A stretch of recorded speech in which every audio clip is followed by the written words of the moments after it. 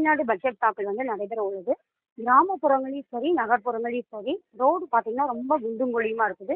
ஒரு மழையிலேயே பார்த்தீங்கன்னா ரொம்ப ரோடு வந்து ரொம்ப சேதமாகுது. இதனால பார்த்தீங்கன்னா அதிக வந்து விபத்து ஏற்படுது. கிராமப்புறங்களை எடுத்துக்கிட்டோம்னா, மக்கள் வந்து பார்த்தீங்கன்னா, தண்ணீருக்கு வந்து குடிநீருக்காக ரொம்ப கஷ்டப்படுறாங்க. அத வந்து சரி செஞ்சு தரணும். உதாரணமா பார்த்தீங்கன்னா, பாலகிருஷ்ணபுரம் 1வது வார்டு, கேஆர் நகரில் அமைந்துள்ள ஸ்ரீ வாணி வித்யாலய பள்ளி. இது பக்கத்துல பார்த்தீங்கன்னா கூட ரோடு வந்து ரொம்ப மோசமா தான் இருக்குது. இது வந்து இதனால வந்து ரொம்ப குழந்தைகள் சரி, பெரியவங்க எல்லாமே வந்து கஷ்டப்படுறாங்க. ஒரு எமர்ஜென்சி ஏதாச்சும் ஒரு இதுனா கூட அவசரத்துக்கு ஒரு ஆட்டோ வர முடியல, டூ வீலர் எதுவும் போறப்ப நம்மளுக்கு வந்து விபத்து ஏற்படுது.